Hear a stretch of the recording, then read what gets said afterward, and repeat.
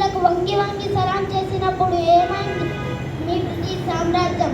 వర్తకం పేరుతో తలపై బట్టల మూట పెట్టుకొని ఊరు ఊరు తిరిగినప్పుడు ఏమైంది నీ బ్రిటిష్ సామ్రాజ్యం? రూదర్ఫర్డ్, నీవు కలలో కూడా తలవకు. ఇది నా మాతృభూమి. ఇక్కడ గాలి పవిత్రం, నేల పవిత్రం, నీరు పవిత్రం. ఈ జన్మలోనే కాదు, 1000 జన్మలు ఎత్తినా ఇక్కడే పుడతాను, ఈ మట్టిలోనే కలుస్తాను. నాగరికత నేర్పావా? మీ దేశం కళ్ళు తెరవక ముందు నా దేశం నాగరికత నేర్చింది. మీకు బట్టలు కట్టుకోవడం రానప్పుడే ఇక్కడ పట్టు వస్త్రాలు నేసాము. మీకు భాష లేని సమయంలో ఇక్కడ గణిత శాస్త్రం పుట్టింది. సమస్త శాస్త్రాలు పుట్టినను నా దేశానికి నువ్వు నాగరికత నేర్పావా? ఆత్మవంచన రూదర్ఫర్డ్, ఆత్మవంచన. ఒక్క సీతారామరాజు చనిపోతే వందలాది సీతారామరాజులు ఉద్భవిస్తారు.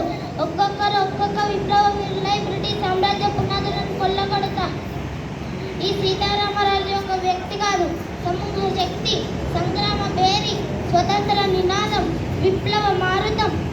ఈ మట్టిలో మట్టినై, నీటిలో నీటినై, గాలిలో గాలినై, నా ఈ ప్రజల ఊపిరిలో ఊపిరినై, మనిషిలో భావాన్నై, హృదయాలలో జ్వాలనై, నా జాతి పాడుకునే సమర గీతాన్నై,